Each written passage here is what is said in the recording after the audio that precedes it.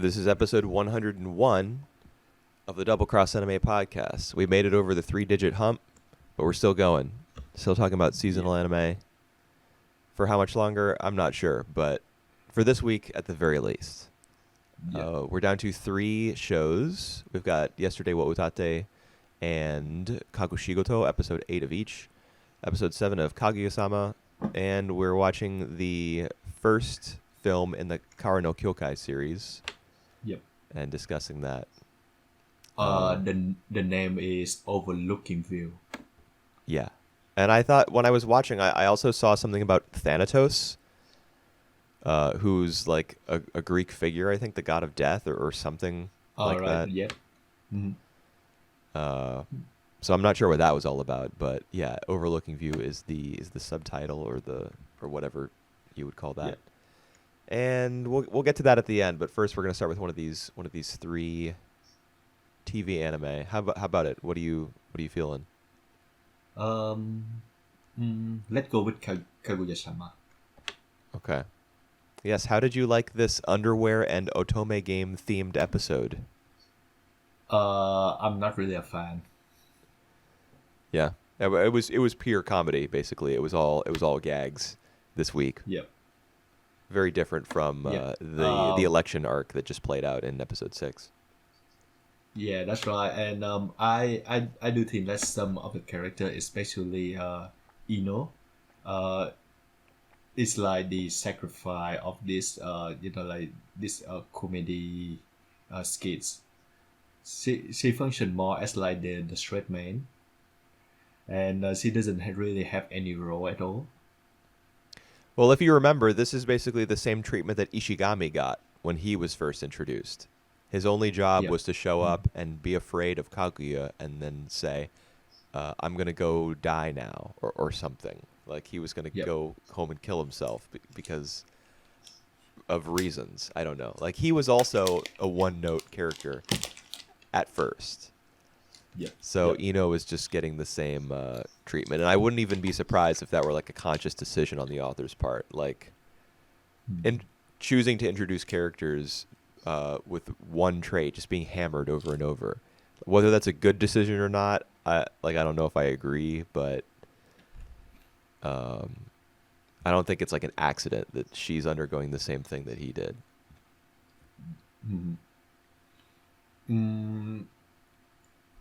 I don't even know what to make of the first session of the underwear things, the boxers Yeah. Boxer briefs are for man whores. It just doesn't matter. Yeah, it just doesn't really matter to me. Yeah, it was it was pretty childish, I suppose. Yeah, well. I didn't hate it. I thought that the dramatic music being paired with such a silly story, I thought that was pretty effective. And there's the whole misunderstanding thing where Shirogane is supposed to be describing like a pair of underpants, I guess, that are comfortable for Kaguya, but she assumes I don't know. It's like I don't even want to describe the plot of the episode or like lay out where the joke is exactly, because first of all that makes it less funny, and second of all it's not that funny to recall. Well, it's just goofy. Like the show just it was all serious last week, so they had to open up the pressure valve and let the comedy come like billowing out like steam. This is all just the characters acting crazy for 22 minutes. Yeah, but why like underwear? Well, I did like the gag that like Ishigami after he talked down about like the boxers. He actually buying one at the end. That was actually my favorite part as well. at the very end, really like the little eye catch. And the woman says it's going to be 2,592 yen or something like that. That's like it's like $30, $25. Mm-hmm. He must have bought like a 6-pack. Oh, right. Well, that's reasonable. Yeah. I mean, it's funny to me that he pretends to take or perhaps he does take such an aggressive stance and be like, "No, boxer briefs are for man whores. This is where I draw the line." And Yeah, but as soon as he realizes how unpopular that stance is with women, he yeah, immediately like he's like, "Forget it. You know what? I have yeah, no integrity. I'm just gonna go where the heat is. I'm gonna get the underwear that girls like." Uh, it's very funny to realize about yeah. his character because he does often put on airs. Like if you remember 2 episodes ago, the romantic Mhm. advice segment with Kashiwagi, when Ishigami stops by the bench where they're talking, and he's like talking very pompously about the true ideal of romantic love that's in Mhm. everyone's hearts, and everyone should just be true to that. He's trying to act all suave and stuff, but in reality, he's buying whatever underwear he thinks is going to, give him the best chance of getting laid, I guess. Yeah, well, compared to last season where the beginning of him, just care about basically about everything and care of Kaguya. It's a big improvement from Ishigami. I really like him as a character now. Yeah, I agree. He's definitely evolved into one of the show's comedic weapons, Yep. rather than just being the guy who says, "Well, I guess I'm gonna go home and kill myself." Dur, dur, dur, dur, dur, dur. He's a lot funnier now, um, because you kind of get to see how two-faced his character is. Yep. He's looking all gloomy. He's got his bangs over one eye. He's always wearing those headphones so he can shut out the world. But in reality, he wants people to like him, and he's willing to make whatever undergarment purchases are necessary in order to ensure that result. Yeah. I think I like the idea behind this first kid. It just why underwear, I have no interest in underwear. I just I just don't feel like I enjoy people talking about underwear and like go all gung ho about what type of underwear they. Sounds like you need your underwear horizons Yeah, expanded, yeah. Maybe you should go to the store May- and buy a whole maybe selection, come home, try them on, and see how you feel. maybe I should talk to Ishigami more. You should. Like ask for his advice. You need your own Ishigami. Yeah. How about the massage uh, skit or segment, section, chapter, whatever word you want to use? The Yeah, massage thing. it's alright. I first thing first, I like the conversation between Kaguya and Hayashaka. The way that Hayashaka, like mimic Kaguya's, just Yes. babbling about sex. I love that. I love the way she does that. Um, the whole thing is so right. I have a feeling that we saw some of that before. I'm not really sure, but yeah, in terms of the chemistry, it's kind of a bit predictable. But in terms of the chemistry, I think it's still alright. You really like saying chemistry. Just not Why? sure because like in the last Because 4 podcast episodes, I think you've talked about like the chemistry between different characters. all right. I'm just noticing that like Because you all love right. saying Because that. when I yeah, because when I usually use the word chemistry when I talk about romance Yeah. and people relationship and Kaguya Shama and yesterday War Otate is all about romance. Kaguya is not really that romantic of a show. It's a comedy, Yeah, right? still. I mean, think about this episode. There's an underwear uh, Yeah. sequence. There's the whole Otome Mm, game parody thing is like that's just straight up comedy. There's nothing romantic about that. It's a parody. yeah. Uh, Mm. the massage thing is like, Something in between.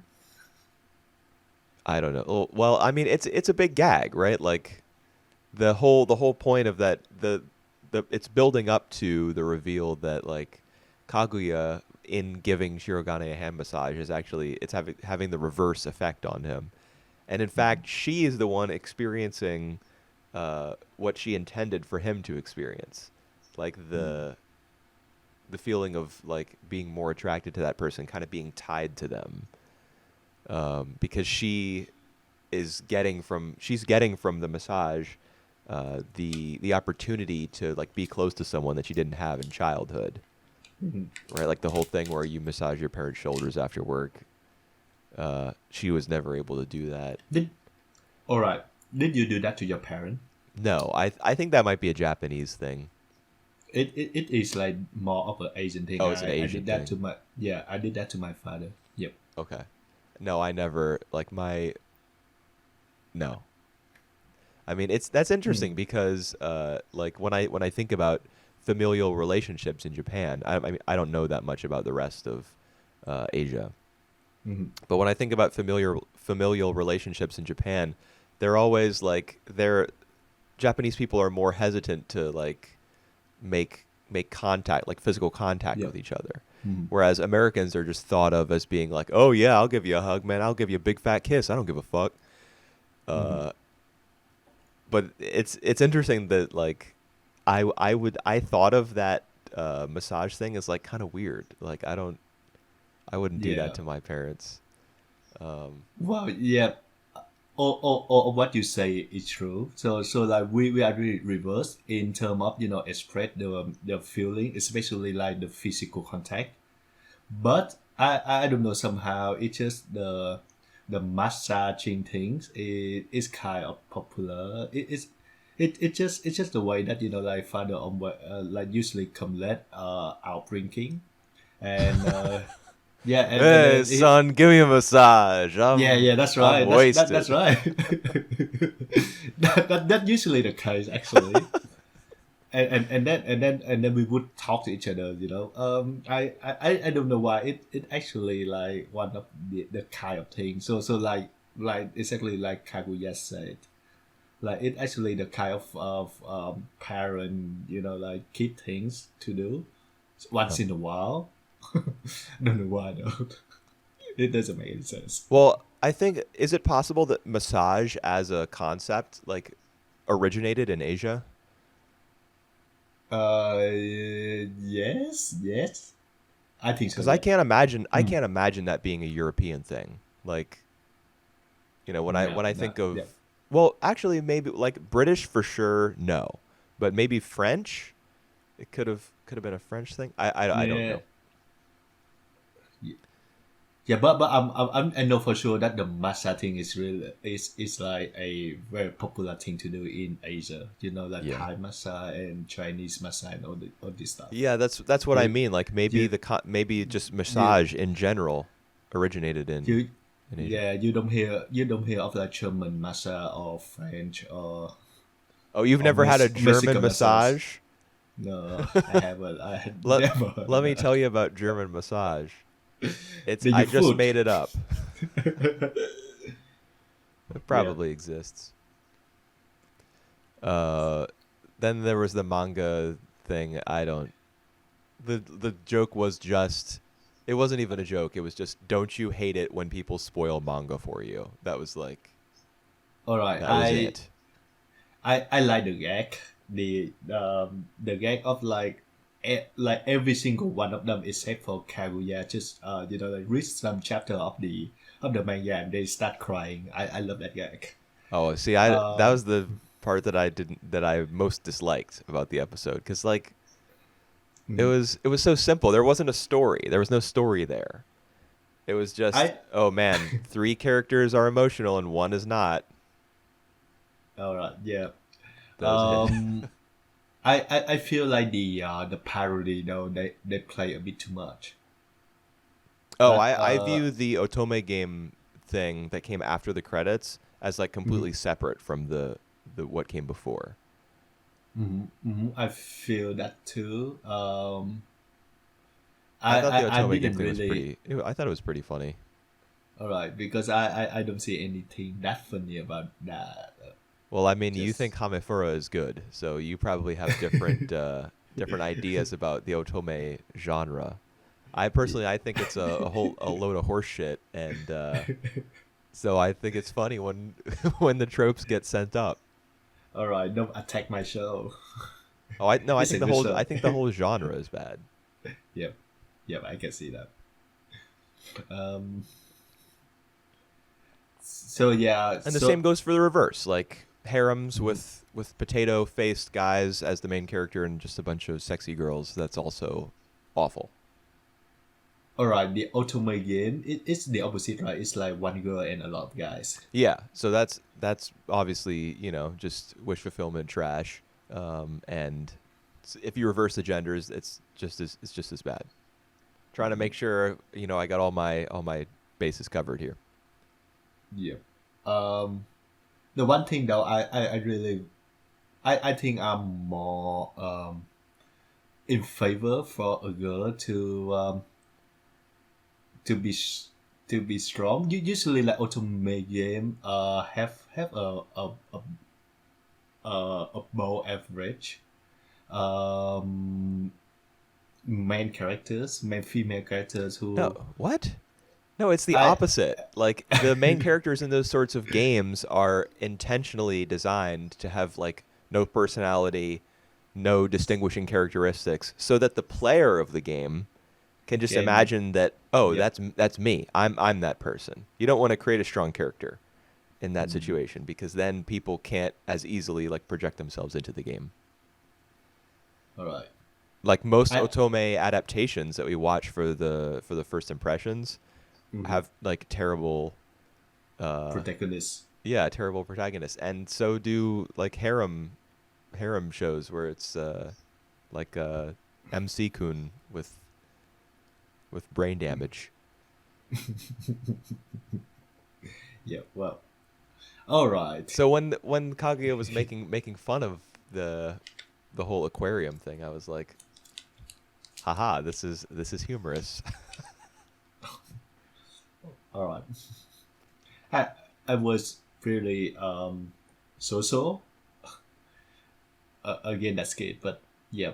Anyway, I think yeah this episode is much more they aim more for comedy, and I think it's like a lesser episodes out of the second season so far.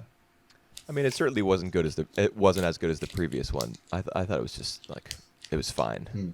you know. Mhm. Not probably not one that the show is going to be remembered for, except for maybe the post credits otome game thing. I'm sure people are going to remember that just because it's such a radical departure from the show's usual Yeah, feel. I like the art style. I like the way they design all these characters. I like it.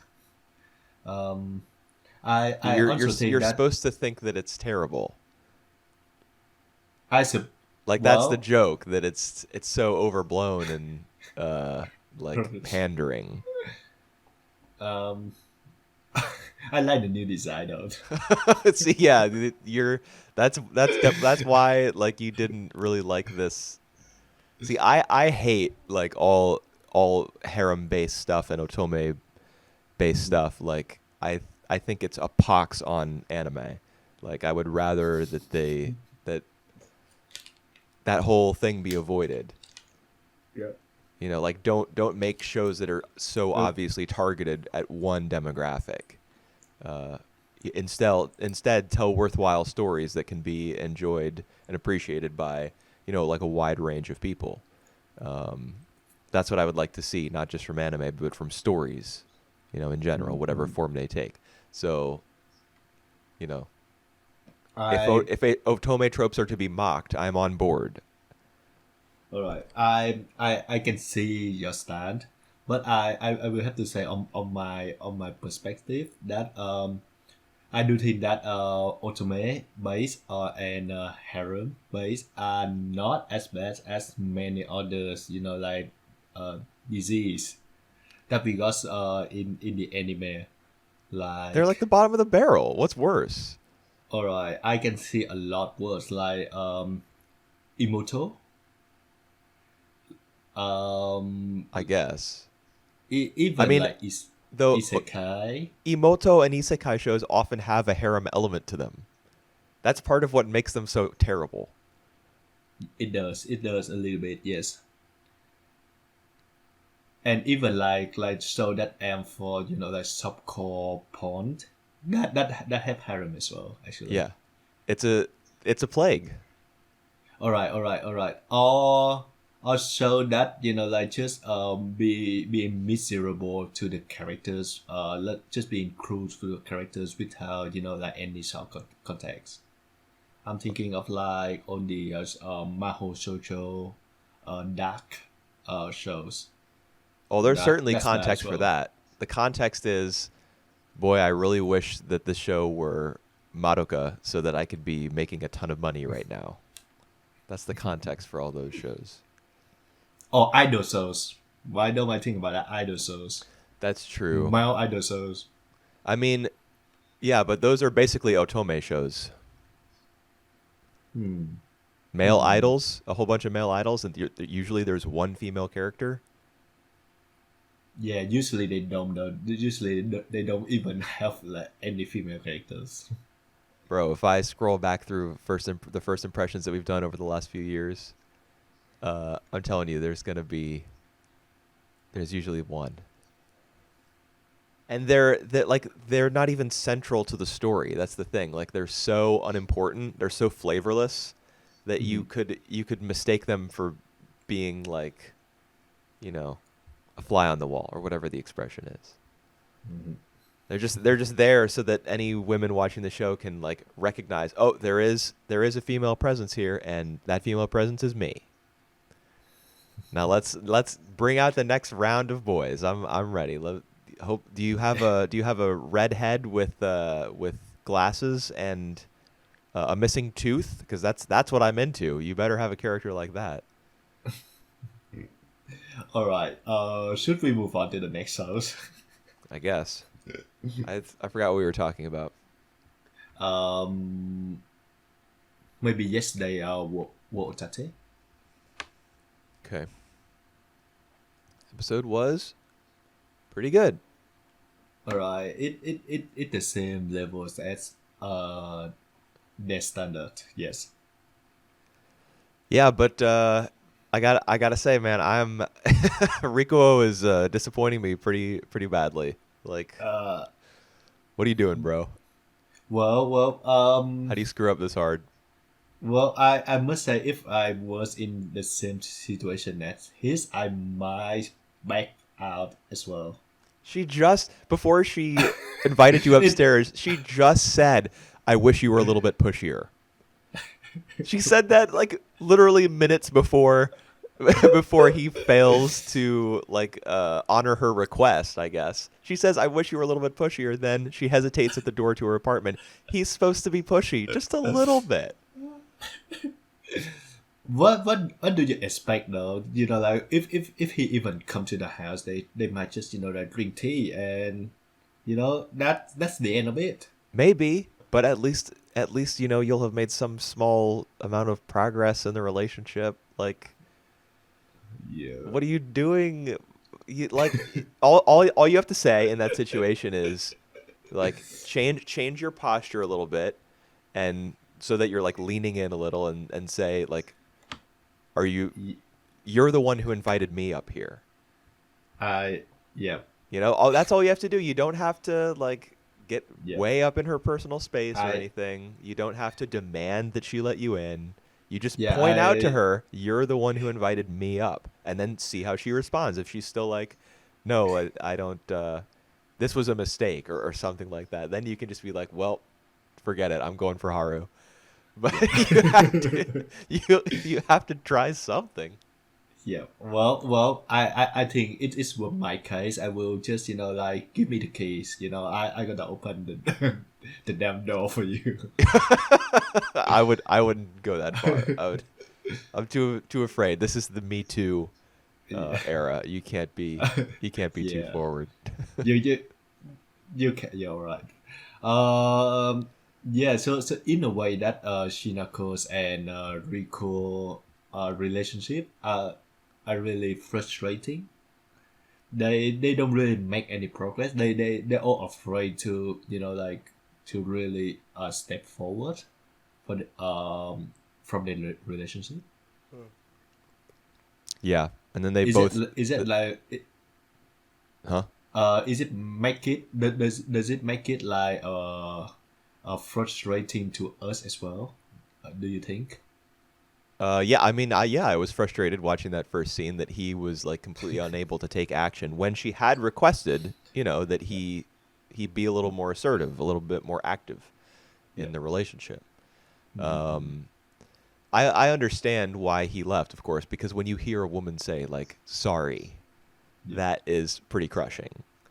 Mm-hmm. Because it not only does it mean like you're not getting any, but she regrets what's happened so far. That's where the sorry comes from, like because she feels Mm-hmm. as though things have gone too far. She regrets it, and then you're like, oh well, man, I'm out of here. Like my ego can't handle this.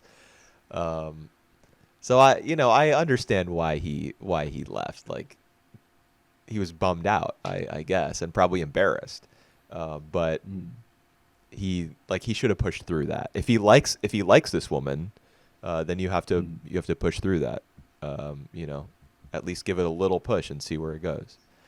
So yeah, it is a little like frustrating to as a viewer, but the show recovers from it. We get the scene afterwards where they're both out with their drinking buddies, Yep. and they're both like, "You guys are idiots," and so in that way we Yep. hear from secondary cast members what we're feeling as Yep. viewers. Like they are indeed Mm-hmm. idiots. Yes, thank you for acknowledging this. Yep. I do agree on that. Um, but that makes it like at the end where Rico basically just reject Haru really harsh to me.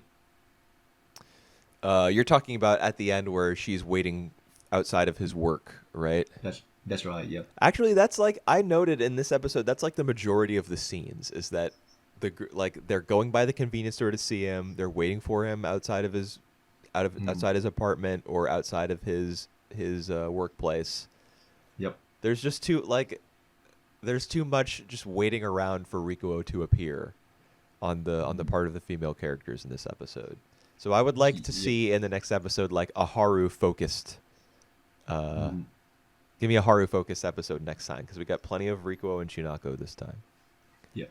Yep. True. Uh, And but I yeah, think it's by design because Rico have a full time job in a photography store right now, and he yeah, purposely doesn't want to meet either Haru or Shinako.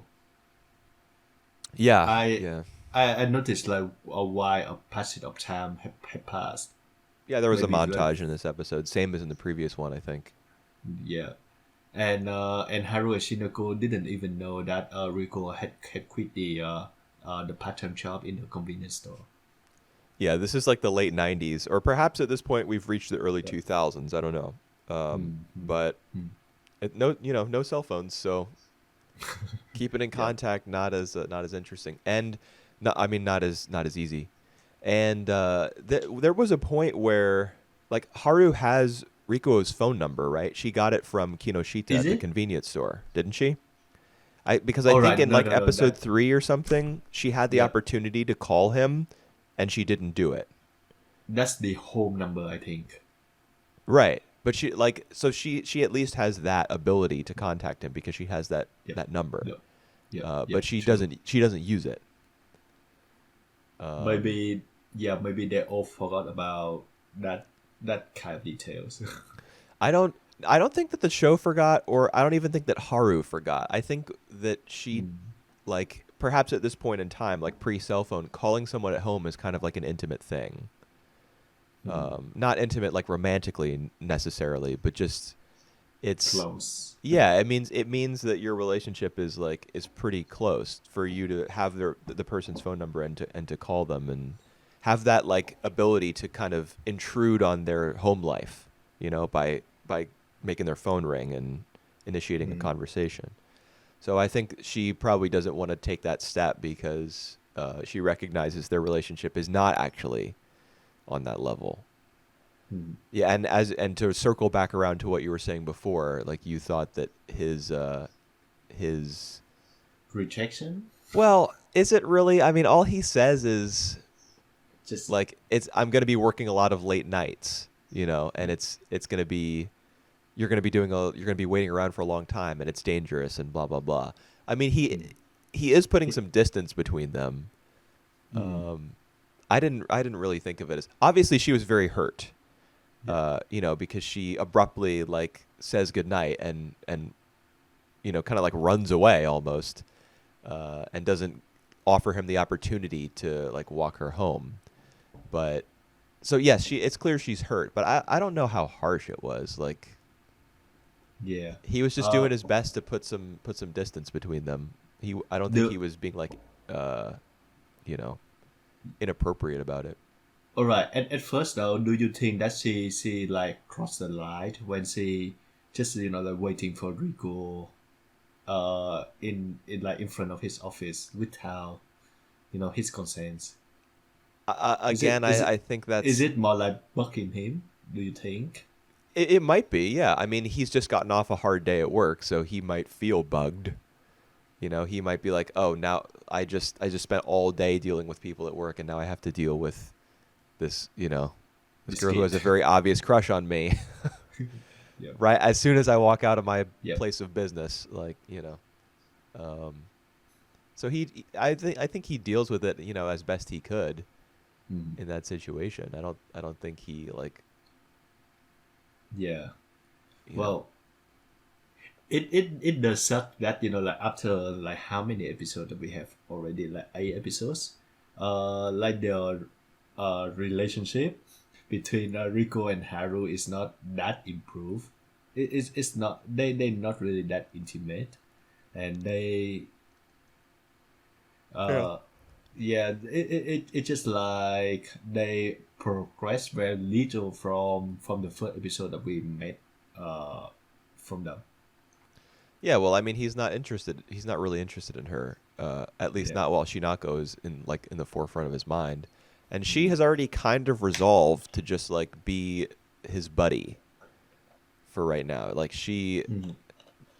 she seems to be content with that for the most part. Obviously, that's not what she wants from the relationship, but she recognizes Mm. that that's the only thing within her reach. Yeah. So, um, you know, for Mm. him to be like, no, I'm not even interested in this much of a relationship. I'm not even interested in this Yeah. much of a friendship. Mm. You got to back off even further. I mean, I'm sure that's how she's taking it, and that's why she's so upset at the episode's Yeah. end. Yeah. Mm. But it's Mm. it's not really his job to take that into account. Like right when he's gotten off at like what probably a 10 or 12 hour workday. Mm. Um, he's not responsible for how she feels. She's her own person. Yeah, that's right. Uh, yep. How do you All right? How do you think that Shinako and Ro meeting at the end gonna Man, I don't span out? know. I'm The surprised she went back over there. Like, what? Well, it sometimes have passed. So Yeah, but and I mean, the dad says, Ro's gonna be back later, and he's been sketching all night. Like, what? If you're Shinako, when you hear that, don't you like start working at like double speed to try to get everything, like all packed up and put in he, the fridge and like get out of there before yeah, Ro comes back? she did say though that she was kind of glad that she heard that. Wait, what?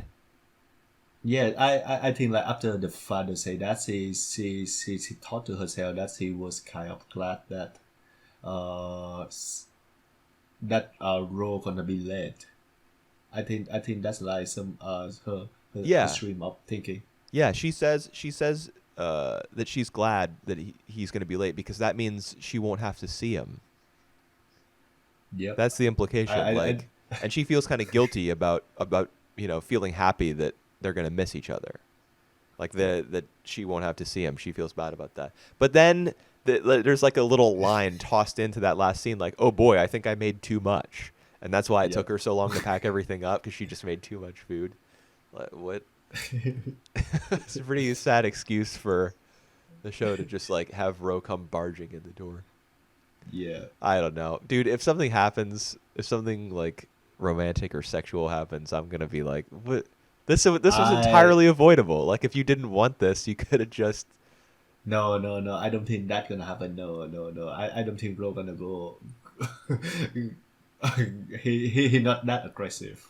Well, what's left to do in their relationship? Like, he's already admitted his feelings for her like 2 or 3 times and has been shot down every time. Mm. What is left to develop between them? Like, where He else could it need to back. possibly go? All right. He need to back off. Well, then, I don't think if he understand that though.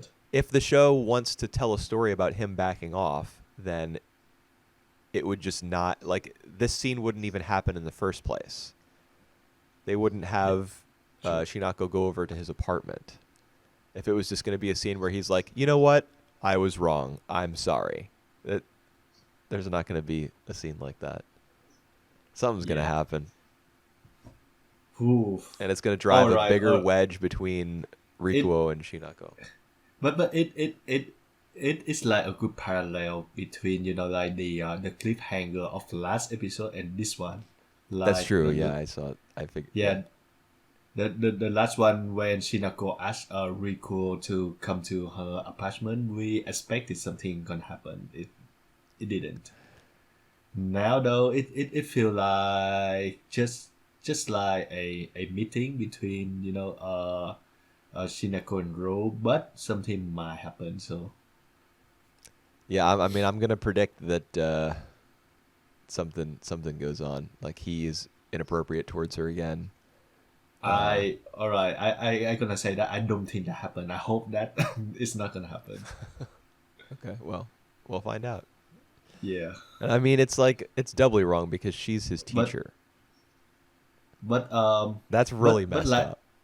yeah, well, but like you said though, I do think that something gonna happen to break the status quo, because for now it's just like all the relationship have been established, but it's basically like in the status quo, so something gonna break it. Yeah, this is that something. Oh my god, I don't want that to happen. Too bad. Oh wow. All right, let's wait and see then. All right, 7 more days until the show implodes. Yep. Oh man. At All least we right. got eight good episodes. Yeah, true. I don't know how I would take it though. If that gonna happen.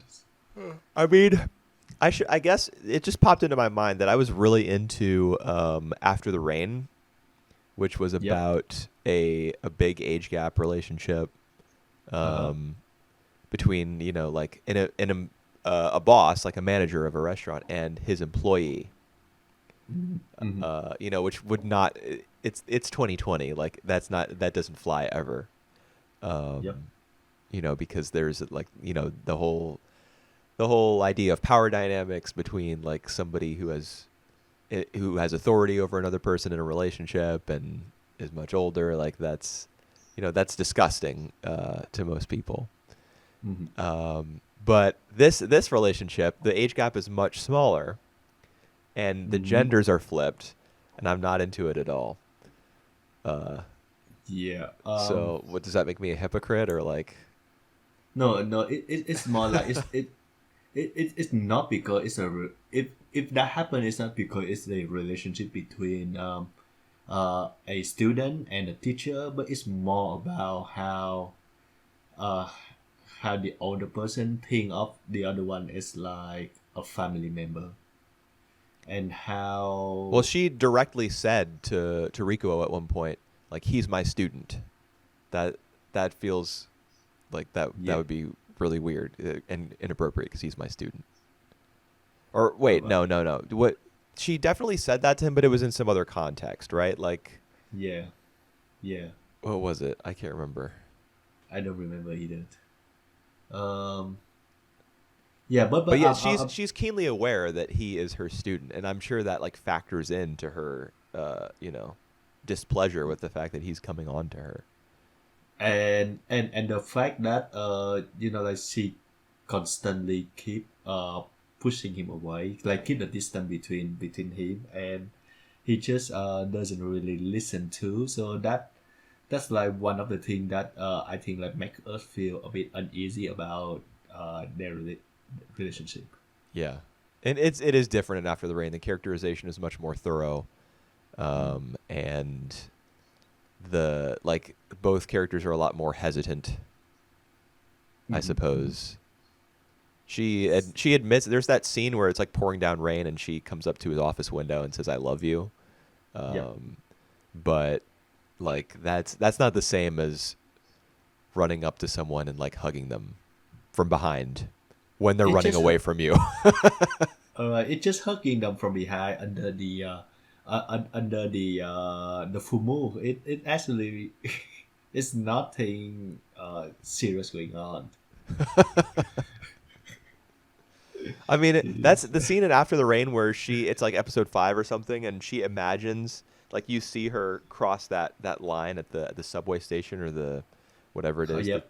and then she like runs up to him and gives him that big hug, Yep. and then it pulls back and you realize that was just in her mind's eye.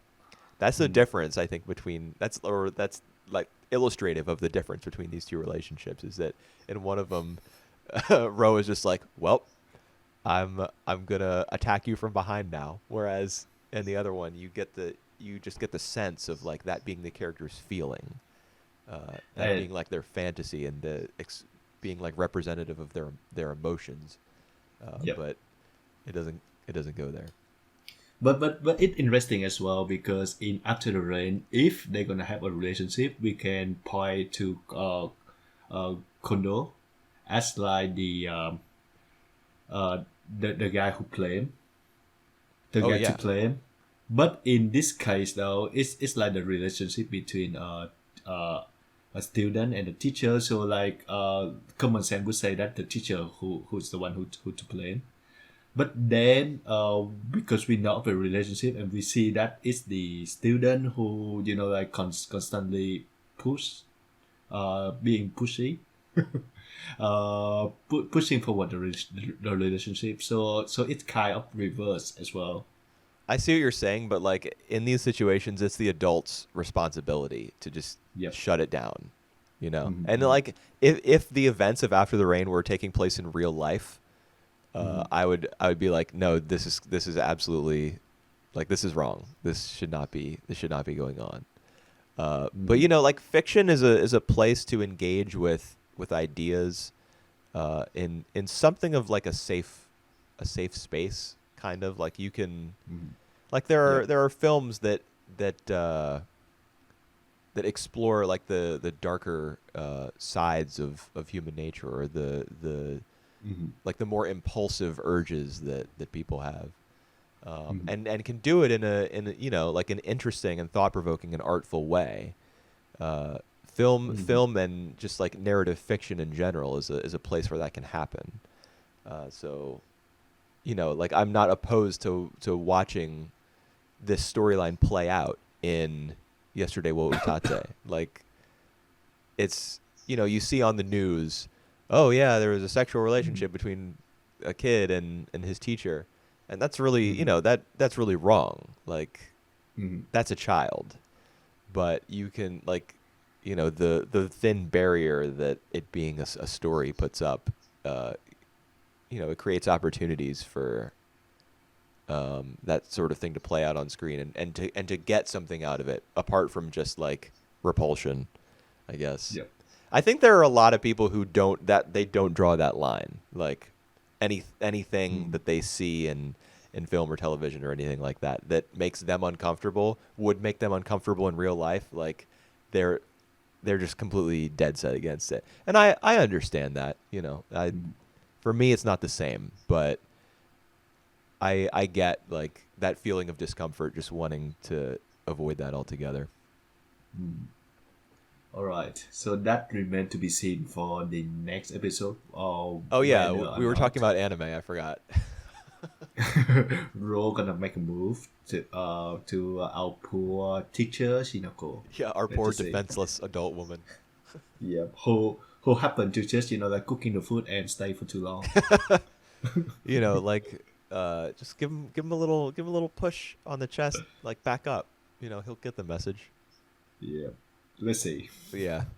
I do think that she got a knife with her somewhere. Like she just cooking, so she have some Oh, mean of dude, you're defense. taking this to a dark place right now. Hell, what if you're talking about her like defending herself with a knife? Why doesn't she just rip out the safety pin in his ear? All Just right. like if he's starting to get a little bit too close, just reach up and just rip that thing out. Just destroy the cartilage of his ear. God, there will be painful, a lot of blood. There will be blood. Yeah. All right, so let's just move on to Kakushi Goto. Some water went down the wrong pipe there. Yeah, Kagoshigito. I wrote down almost nothing about this episode. All right. I still think it's a good episode. I just don't think that it's as good as the other two episodes that we talked about last 2 weeks. Yeah, I agree. I think it's a step down from, especially from episode 6, but yeah, from Mhm. that pair. And I mean, it doesn't help that it Um, starts off with Japanese specific wordplay about the dog's name, like yep, Goto yep. Roku having some specific name, and like the Funimation subs did not even bother to try to explain it. It just went with some silly English pun, like Goto Roku sounds like got to record. Did you have the same subs? All right, I think I did it. I get the sense up, but I didn't really get get the pun until you mentioned that. Yeah, because she went to like the registration desk to Yep. where the woman is recording names. I don't know. Like, I mean, I know that it's someone somewhere in an office. It is their job to come up with those puns to try to like bridge the gap between what's being said verbally in Japanese and what an English speaker might understand, so that the Mhm. pun is relevant to like the events of the episode. But I gotta say, like, I translators notes are okay by me. Like, Yep. let me understand what the joke was, you know, and then I move on. I do think if they got stuck, like the official translator of this got stuck, they can just always refer to the manga because I think the manga has been serialized in English. You Oh, know, just do some research and just you know put the stuff on, put on the explanation on because that way we can understand pun. well, I'm sure that the translator understood the pun. I mean, they speak Japanese. I'm sure they knew what it was, but like Yep. it's Funimation. I assume their policy is like, you know, don't keep translators keep translators notes to a minimum and don't put that kind of thing Yeah. on screen because it'll just confuse people. Whereas in reality, the Goto Roku thing becoming got to record is way more perplexing. Like I don't that just leaves me Mm. cold on the entire segment because I don't understand the basis of the whole thing, which is that joke, that little bit of wordplay. Yep. I think the joke was supposed to be that the lady who say something about like filling the name to the form and that pun was basically what she got for the name of the dog. Yeah, no, I mean that's the joke, but its name Yep. has the dog's name has some meaning that I still don't understand. Yep. Gotcha. I just I don't don't know. either. I don't know what it is. So the only thing I really got out of that section was like the whole conversation between Goto and Hime about the the name that you give to something or someone is like less important than how you feel about that person. And Hmm. that when she makes that point to her father, you know, he has that flashback to the naming ceremony for Hime, like when he's holding her as a newborn, like as a little baby. He's present there when the shadowy man in the middle of the whole ceremony writes down Hime as her name. I assume that's the grandfather, the man in the limousine. Huh. Huh. So he was All the right. one who decided what his granddaughter's name would be. Hmm. Coming from like a prominent and influential family, I guess that would be his right. I don't know. Hmm. But Hmm. you see Goto holding his baby daughter and not having a say in what she's going to be called. But then in the Yep. present, when he hears from his daughter that it's like it's how you feel that matters. Mm-hmm. You know, her Yep. saying that probably helps like reverse some of the hurt feelings that he has about that whole situation. Mm-hmm. You know, and he can be proud of his daughter even if her name wasn't his first choice, you know. Yep. Yep. So Yeah, that's true. that I got from that segment. But Mm. then like the rest of the episode, I didn't really follow this one too closely. I gotta say, like Yeah. the Well, whole I manga reaching 100 chapters thing, I was like, what? This is just yeah. gags.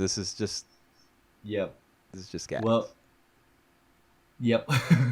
I was about to mention something in there, but yeah, it just gag. It's just like yeah, they're gonna celebrate the 100 chapters, but then I think it has something to do with the real life between him and his daughter as well. Something about is that birthday or is that something? I'm sure there's some link. I mean, they often make some connection between Goto's home life and his work life. Yep, yep, yep. Um, it's about anniversaries. There's a lot of Yeah, talk yep. about like Mm. women love celebrating like irrelevant anniversaries, and when Right, right, businesses right. start celebrating like, oh, you're the 2,756th customer, that means they're probably in trouble, like financially speaking. They're trying to Yep, come up with any excuse to, um, you know, celebrate. yep, And yep, yep. I don't know. Like, yes, that is true. Congratulations, Kakushigoto, for making that into a joke or attempting to. I just didn't get a lot from that portion. Yeah, I think there was Yeah, some link to Hime.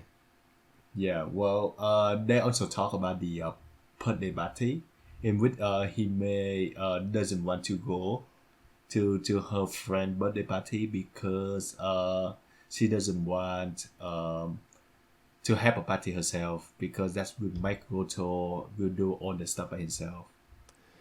Right. And yeah, honestly, I wasn't that into that story because I think it was a bit of a double beat. We just had a story very recently about her not wanting to get a dog because she realizes that it would be Mm-hmm. too much for their little family of two to handle. That Mm-hmm. was in the episode that came right before this one. And Mm-hmm. now we're getting a very similar story in terms of like the place of emotion where it comes from, where Hime is denying herself something that she wants because she doesn't think that like their small family without a mom won't be able to handle it. Yep. So it's I do think that I do think that's like her mode of uh it just like it just her perspective basically. So like everything that she want, it will all come down to that sort of thinking and logic yeah. in order to justify herself and you know like the situation. So I do think that it's consistent to say the least. Yeah, Uh, it is consistent, but just like it, it being hammered home 2 episodes in a row, like that's right. have Yep. it, you know, spotlight it for one episode, and then just have it, you know, have it play subtly in the background for a little bit before you bring it back up. I Mm-hmm. don't know, like him being like, oh yeah, I'll cook so much fried chicken you won't be able to eat it all. I'll do everything. We can do it. Don't worry about it. Like I don't know, just Yep. her having the same issue and then him like rushing to resolve it. Uh, Yep. not anything new. I don't Yep. think, and I would like, True. you know, I'd like a little bit of new a new dimension or dynamic added to their relationship on a Mm-hmm. regular basis rather than repeating one. Yep. And in fact, the moment when she came home and saw that the cooking teacher was there Yep. helping him make fried chicken, and she suddenly became like really quiet. Mm-hmm. Uh, I wish the show had explored that a little bit more because I assume that what's happening there is she's like uh, she gets Feel defensive because uncomfortable. because like is children are afraid of like their parents being replaced. Like if mom is not around, the presence of another adult woman can be frightening to them because they're like, is my mom going to be replaced? Is this the replacement for the female figure that that I know I quote unquote should have in my life? But the show doesn't really go into that. And maybe it doesn't necessarily need to. Like it is supposed to be like a comedy, like a feel good might. show. I hope it address that sometime in the future, because it is like a really good development for Hime, and spark another dynamic between Hime and Goto. Yeah. And we have seen her feeling like reluctant many times before, when she saw him with like another female suitors. Has So she? yeah. Okay. So in the in the festival things, where like all the girls, all the female girls come to Yes, girls are cheer her. females. That's true. Yep, and see. Yeah, you're Well, talking about this. Yeah, the sports festival, and was yep, she really? Did she act the same way that she did in this episode? I thought she was more yeah, like kind of bemused, like, what are you all doing here? That kind of thing. they all fitting her, and she was kind of, like, I still prefer to spend a time alone with my father Goto. Yeah. See, I remember she said that at the end. Oh, okay. So Yeah. Well, I mean, yeah, that tracks. She would be. I'm sure she'd be overwhelmed in that situation, and she would probably feel as though like tryouts are being held for the role of her mother.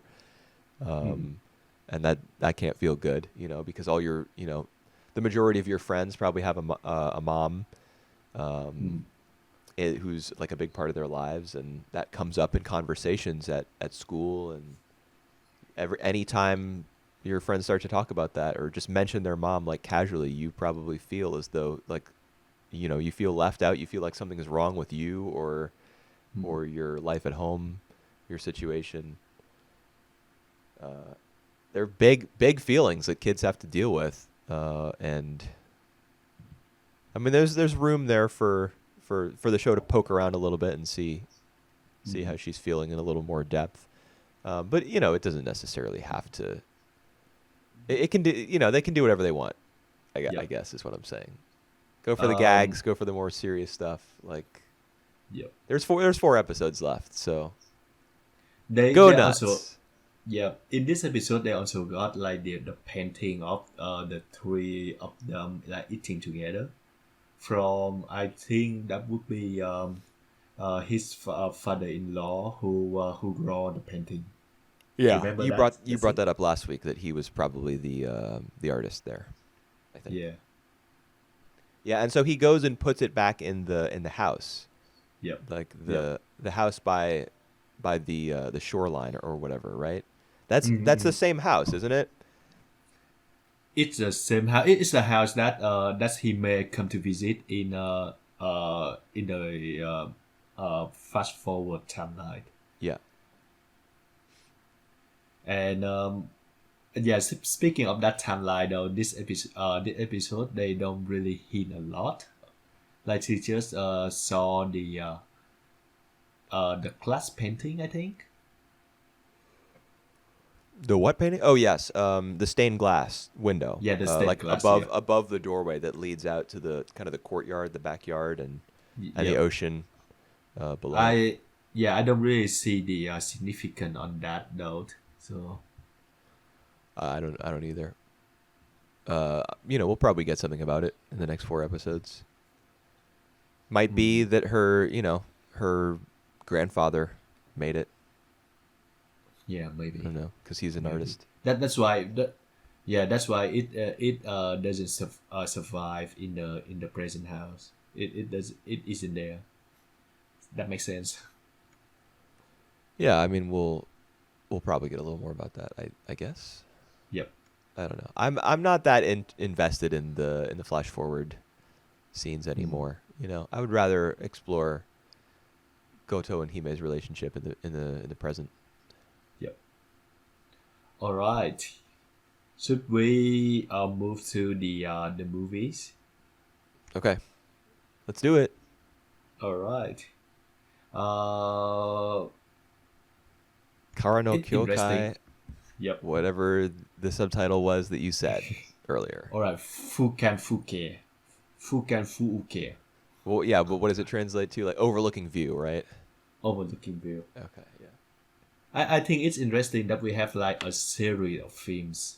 So a series of 7 films instead of like the normal film or a TV series format. Well, what is Kara no Kyoukai based on? Tymoon, I think. No, I mean like what? A series of light novels. Oh, they're light novels. Okay. Well, I guess if that's the case, then it makes sense that it be a series of films as well. Yeah, I'm not really sure that like they're gonna keep the same characters or they're gonna be different characters in different films. It would make sense that they're gonna be like separate independent stories I for mean, you can tell just by looking at the movie posters which one is gonna happen, right?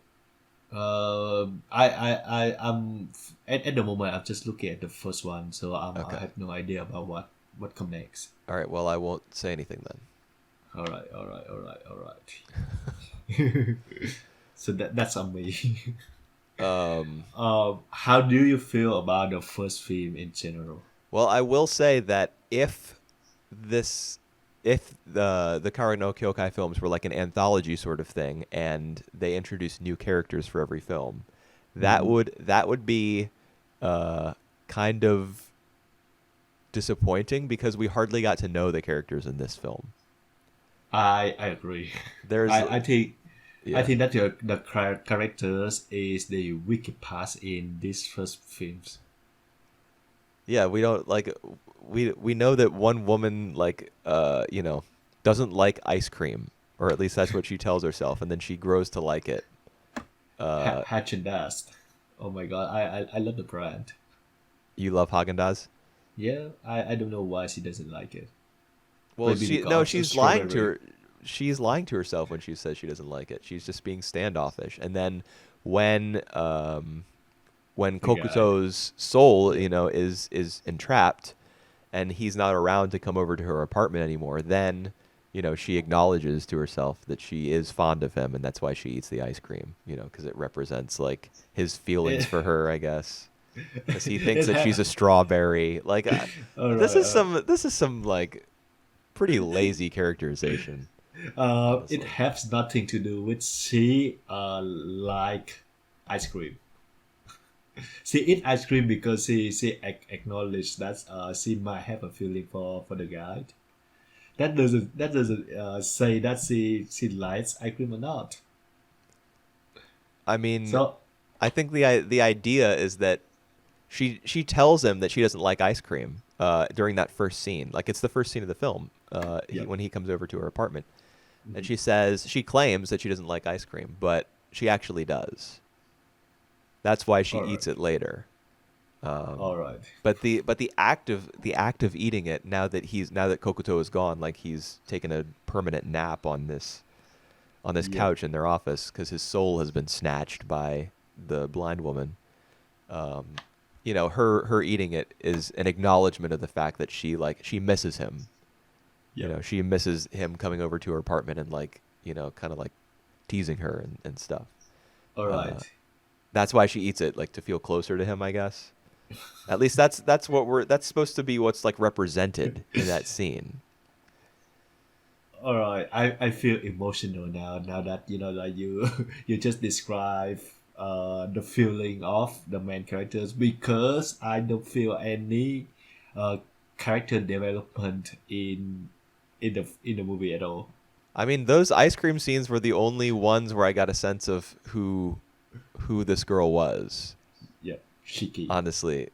And I mean, they were. It's not as though they were particularly subtle or like well integrated into an arc. Like there's no character arc where these No. moments like are slotted in at particularly appropriate times, because apart from them, most of the film is either her like being a badass, and her eyes changing into a different color and like stabbing people with a knife and stuff, or Mm. it's her talking to Toko, the redheaded woman, during Mm. very boring office scenes with pretentious dialogue about like Oh just God. like the overlooking an overlooking view. Like I don't even know. I can't even recall what they were about. It's some. I Help me out.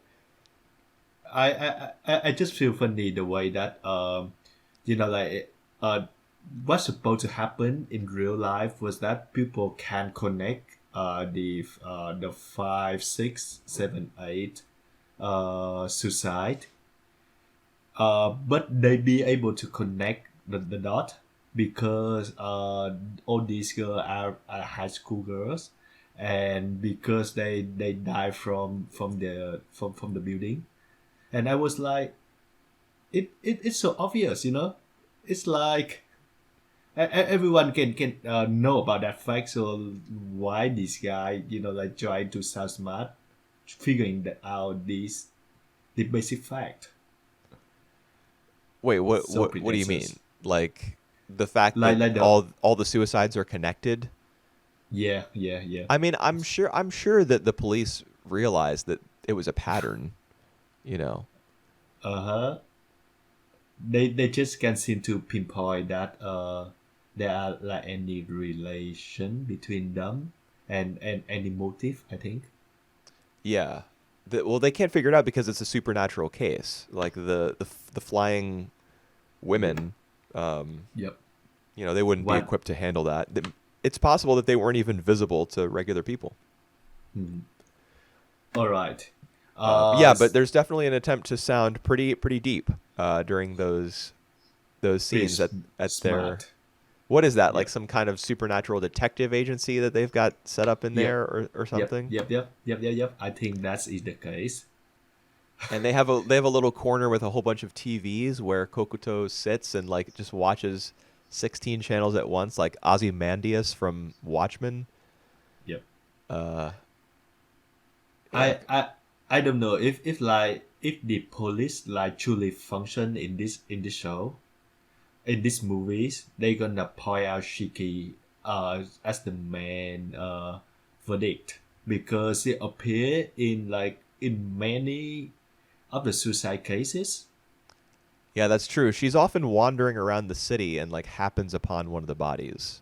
Right. In those weird scenes where like the city's totally abandoned and there's like a red and green filter over everything, Yep. Yep. really Yep. ugly looking visual All right. All right. presentation. Let's step back. How you feel about the character design, and like the act design? I'm not a fan of Type Moon's character designs, like with the eyes with no pupils, and I agree. the I just their characters look kind of rigid, like to me. I don't. They don't seem to have a lot of I life to them. I just feel they kind of flat, Yeah, and I'm not a fan either. yeah, and The production though is gorgeous for me. eh, Despite it path in blue, sometime in red. I think I kind of like it. I like the animation, pretty good. The soundtrack also good. So like the production is a bit missed, but like majority of it, I think I like it. I mean, I can agree with the soundtrack being good, especially because this is Yuki Kajiura before she became before she started appearing everywhere. Hmm. Hmm. Like what has she been involved in? Madoka was like her big breakout probably. Maybe there was something before that, but she's done Madoka. What was that Gen Urabushi show about like Earth versus Mars? I'll know a zero. I think she did the soundtrack for that and All right. a bunch of other stuff. She has a very distinctive like rock inspired choral like female chorus that she layers into every track that she designs. Oh, And there's often like music boxes and like kind of an ominous air about her compositions. And I mean, I've gotten pretty well sick of it. Hearing her in so many different contexts and like her just being the go-to when you want to establish a particular mood. But this was made in 2007, so this was like, some of her early work, perhaps. right. And it works for the film's purposes. It's supposed to be spooky. It's supposed to be otherworldly, So, like the music. Yep. Also, like as a introduction to the whole franchise, I don't think that it does a good job as like establishing the world, especially not establishing the characters we care for. Yeah. I mean, like all the scenes set in the office where Toko is talking to Shiki about the overlooking view, and like when you look out at a view, you realize that like you're just insignificant, and like the world is so vast, and you're just like, oh no, I gotta kill myself, or something. Like they're entirely philosophical in nature, but none of that philosophy has any basis in anyone's life. Like we don't know anything about any of the murder victims. We don't know anything about the redheaded woman at this point. We just all we know about her is that she likes to talk rather pompously. We don't know anything about Shiki. Like we know that she's not human, but we don't know how that happened or what that means for her character. We don't learn anything about her prosthetic arm until later. We don't know anything about anyone. So these conversations aren't grounded in any like reality. Yeah, I agree. I kind of like the approach though. Not the one that you just mentioned, because I feel you 100% there. I like the way that the show doesn't really spoon feed us about like the fact that Shiki is not a real human, or the fact that like the world is more than what it seems. Like I don't even know. Yeah, so I like the fact that it keep everything rather like intriguing. But at what Um, cost? yeah, well, at the cost at like their dialogue is so bad, Yeah. especially at the beginning. And even like in the beginning, we don't even know that like Kokoto at that time was just like a Hulk, just like a sleeping doll, you know. What are you talking about? The very first scene? No. So like after that, Oh yeah, after yeah, yeah. that, but when he watching on the TVs, Well, that's actually made clear pretty early because Toko says something about we need to get our boy back. yeah, She says that multiple times over the course of the film, and the first instance comes pretty early on, I think. So you know that when she says our boy, like it's not immediately clear what she means, but we get some shots of him like lying motionless on the couch, mhm. and like his relationship with Shiki is like The- even though it doesn't factor very heavily into like the makeup of the film, it's still probably the central one. mhm. Because that's I her goal is to release him from his imprisonment Yep. by killing this ghost or whatever she is. Yeah, I don't actually get that though. So the underlying was that Kokoto does something that Fujo the ghost kind of like imprisonment his soul. Is that like how that work? Well, do you remember the conversation in the hospital bed or the hospital Right, room right. Yeah, yep, after Shiki stabs her like her specter? Then yep. immediately, and I thought this was really cool actually. Like as soon as her ghost is killed or exorcised, whatever you want to call it, See what's up. immediately we cut to the hospital room where the human incarnation of this woman is sitting there, and so there's like an element of mystery, like, oh, what's happening here, what's going on, Mm. So I thought that was interesting. But then during that conversation, she reveals to Toko that Kokuto would come by the hospital every week with a bouquet of flowers. Oh, Um, I didn't really get that. Okay. yeah, All right. I mean, he wasn't visiting her. I assume he was visiting somebody else, and perhaps we'll learn that about him, like in the future. I don't know, Hmm. but she Hmm. saw him every week at the hospital, and she says she wanted him to take her away. Do you remember when she says that to Toko? Yeah, She yeah, says, he I did wanted say him to that. take me away. So like, there's some emotion behind that line, like she's isolated. She can't leave this hospital. It's like her prison. She's Hmm. lonely. Um, and so that's why she like snatched his soul, I guess, is because she developed some affection for him just seeing him every week at the hospital. Um, Hmm. but like that's the thing, like that connection between those two, between her and Kokuto, is like that's the basis for this film. Hmm. There's Hmm. there's an emotional core there that could have been fleshed out like so much more. You could have opened the film with like a series of his visits to the hospital. Like in the That's first true. scene, he just walks by her window and she spots him, and then Yep.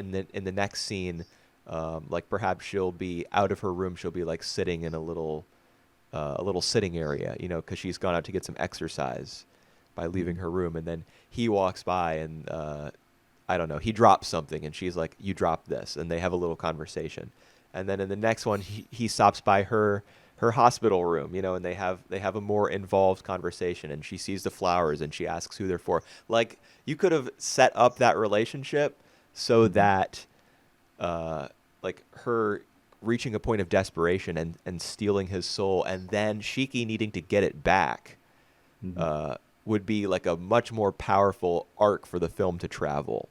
Yep. But instead, we just got a whole bunch of bullshit, like Toko talking about overlooking views and Uh, Shiki angsting about like eating ice cream and stuff. Like I, yep.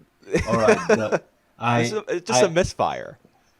all right, all right. I can see your point. I can totally see your point, and I think that the film itself will be strengthened with like the prologue of Fujo and Kokuto together. Even if the plot sound like Yesterday No More Tate for me. Wait, how so? Uh, all right. If Just if because someone drops Haru says it, you it it's if someone drops something and then the other one just say, "Hey, you dropped something," and then they like sort of make friend. Well, It's that's like what I'm saying. That's why there would be like a series of encounters. You open the film with like a series of encounters between them, not just like one time, oh, you dropped yep, something. yep, I'm in love now. You yep, know. um, Build it up. And then yep, and yep. then All have right. Shiki, like if Shiki is responsible for reclaiming his soul in that instance, like you get Mm-hmm, much more of a sense of like how menacing she is. Because mm-hmm, she's she has to get him back, obviously. Like he's a human being and he mm-hmm, shouldn't have his like soul snatched away from him or whatever. But she would be her role in the film would be so much more interesting. Like she'd be kind of a more complicated character. She'd be um, like uh, a ruiner of the ambitions and the emotions of these specters. mm-hmm. She'd be cast in a different light. I don't know. It just Yeah, would. yeah. I think it would be cooler. Yeah, yeah. So I get back to my point. So I think that if they do that, the movie would be like stronger. But at the expense of like the first scene between Kokoto and Shiki. So I think the movie itself uh is not quite sure which like underlying relationship they want to explore. So Yeah. they choose Kokoto and Shiki instead of Kokoto and Fuju, which I think like in the long run maybe Shiki and Kokoto relationship is like far more significant. I'm sure that's true. Yes. Yeah, Yeah. so I think that's why they do that, because if they can do both at the same time, they can do Well, like the kind of scene of Kokoto and Fuji together with like Kokoto and Shiki. That will be wreck the film. Why? It's Uh, only 50 minutes long. Why not just make a film that it is an hour and 10 minutes long? yeah, just, it's more about the pacing. I think it's more like they both serve as like the introduction, so they kind of having the same role with Well, just then different just characters. insert the ice cream thing as a flashback Yeah, that is true. Yes. and just kind of abbreviate the scene, make it a little bit shorter, and insert it as a flashback, and then have her eat the ice cream like shortly afterwards, like as an acknowledgement that he is important to her. Hmm. Yep. I don't know. I just felt like you hit on it a couple of minutes ago. You said that I can't remember exactly what you said, but you said something about like the movie picked a particular relationship to focus on, but Hmm. none of the relationships were you know explored in depth. And Yep. that's the problem True. is that I mean, in the first place, the characters aren't even well realized enough to build a real relationship between any of them. Hmm. Because the show is so, or the movie is so concerned with setting a particular atmosphere, Hmm. Hmm. through the use of like desolate cityscapes and creepy music and Shiki wandering around at night. There's tons of those scenes, and then there's tons of scenes where Toko is just going on and on about like I don't know, the human consciousness being too weak to hold up when looking down upon a city, like because you realize you have no place in it, something like that. There's probably 10 minutes dedicated to those sorts of speeches in this 50-minute film, and there's just not any time for the characters to you know Yep. Hmm. grow into their roles, or however you want to phrase it. There's just not enough time, and the whole thing suffers as a result. So do you regard us like this movie is a success or misfire? I'd say it's a misfire. Like I don't understand why you would introduce. I mean, light novels have a habit of telling their stories, out of order, right? Maybe that's Yep. what Hmm. Karo. Hmm. Maybe they were just faithfully recreating the order of the Karo no Kyokai Hmm. uh, Hmm. Like books. novels. Yeah, and I don't know. I mean,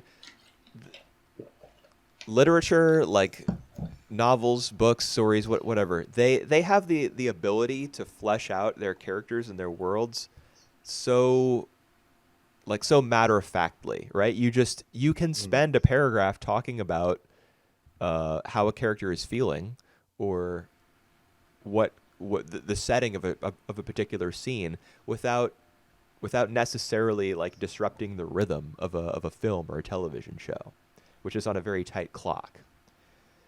Like you can deepen your characters in a novel. Uh, maybe it's not appropriate to say, but you can do it more easily than you can in a film, because you you have all of language, all of written language at your disposal, and you can move aside for a moment and talk about a character before moving back into like a dialogue between that person and somebody else. Um, in film, you can't really do that as easily. Like a novel is the author relaying everything directly to the audience, um, and the way that film combines like the audio element, the visual element, the script, everything like that. It's not as easy. So telling your story out of order in a series of films is going to be more difficult than a light novel doing it, because when you're writing text, you can provide context more easily. I mean, it's right there in the word. I don't know if I'm making any Yeah. sense, Well, but I don't think this film was really well, successful you do. in. Because like talking about the even the world building.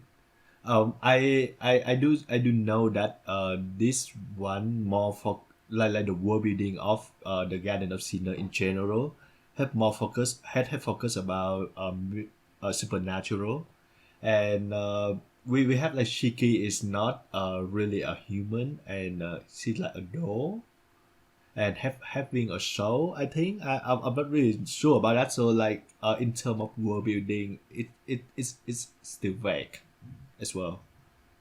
I thought that only one of her arms was prosthetic. I didn't think Uh, she was that all of her was a alright. doll. Is she 100% doll? Because I'm not really sure because I remember when she talking to Toko on that scene where Toko trying to fix her arms. She Toko mentioned something about Shiki like previously was soulless as well. Like she doesn't have any soul. So I'm not really I don't remember sure. that. I remember her talking. Yeah. I remember her talking about souls and how that's what sets humans apart from Right. dolls and stuff. And But I don't think she said that Shiki was ever without a soul, did she? I think like right after that she mentioned like just like you 10 years ago or like just like you at the beginning. Yeah, Okay. that's a phrase that like stuck with me. So Okay. yeah, I'm not like the world building is not really that fleshed out enough for me to really know what I'm into, and not even the characters either. Yeah. I just I was bored, Alright. by the whole thing, I think. I like the tone. That being said, I we like the what? tone. Like I like the dark tone. The philosophical aspect of it is a bit hit and miss on me, but yeah. All right. What was you about to say? I mean, you can tell you can create a Yeah. film that is highly philosophical in nature and has, like characters that are somewhat thin, like stand-ins for particular points of view or just aren't particularly fleshed out. You can do that and still make a hell of a film. I mean, Ghost in the Shell comes to Mm-hmm. mind. The character that they're quoting philosophers constantly throughout that film, and we don't know that much about the characters, but the setting of that film is so well realized, Mm-hmm. and the atmosphere is so Mm-hmm. thick. Uh, like it's Kara no Kyoukai on steroids, basically. It's just much more successful in everything that it sets Yeah. out to do. Yeah. Um, Or and when you don't have that level of art design or a soundtrack that's like that gripping, or you know, I suppose like ideas to explore that are that you know full of mm, potential, then you end up with a film like this where everything just feels like it was done as a yeah. half measure, and that's All right. bad. Yeah. It's supposed to be like an introduction to like the whole franchise, and Yeah, it doesn't really do a good job of keeping us engaging or like interested to find out more. I think. yeah, that's true. I mean, the limited runtime hurts, I suppose, and the fact that it is a setup, it's supposed to work as an introduction to a much Yeah. larger series, also, I I suppose is not helpful. Like if you're analyzing the film as a yeah. standalone thing, I do. but still, like you did have 50 minutes to work Right. with, and Yeah. you didn't accomplish everything in that time that you could have and should I do have. think that like the cases in this movie were kind of rushed, and yeah, they like with 50 minutes, I do think that they can spend more time. Like they can spend much more runtime uh to either establish the characters or make the case more uh engaging, or like tie up some of the relationship between the characters. So they could do a lot more. Yeah. All right. So the last Yeah. question would be: are you still interested to watch more of Garden of Sinners? Well, I was thinking like the second film is supposed to be, how everything's told out of Mm-hmm, mm-hmm. order. Um, the second film is the first film chronologically. Right. Like the second Kaoru no Kyokai film is the All origin right. story. So I think it would be a good idea to watch the second Yeah. one at least. All right. because then you get an idea of who these people are. I mean, I love origin stories Yep. in general, because you get to see the characters at their most pure, like before layers and layers of plot and Yeah. And other elements are yeah, added unsaid on. relationship that we don't know, Yeah, you just get a clearer picture of who everybody is, and Yeah. so I think it'd be worth watching Yeah. the second one. But if I don't like the second one, I'm probably Right. out. So the second one would be Karano Kyoukai 2 Murder Speculation Pack A. So I'm not really sure it's gonna be like the whole story or it's gonna be like the first part of two. I mean, it says part A, so that. I think it's safe to assume that it's the first Uh, of two murder and speculations. it's an hour in length, so That's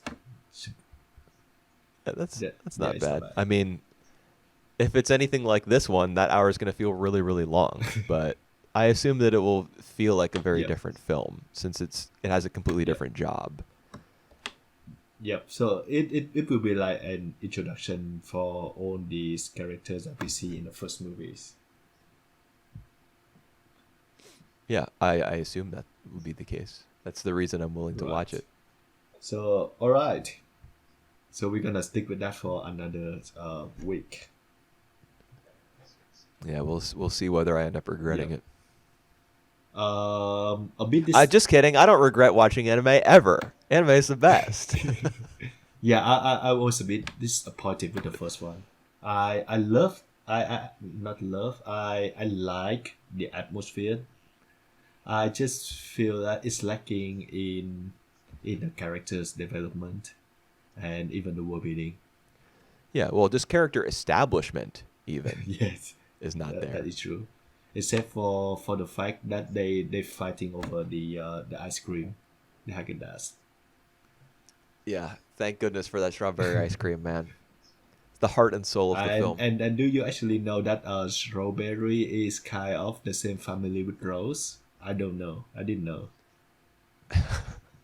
Is that a real I thing? think Like, it's bullshit, but I will check on that.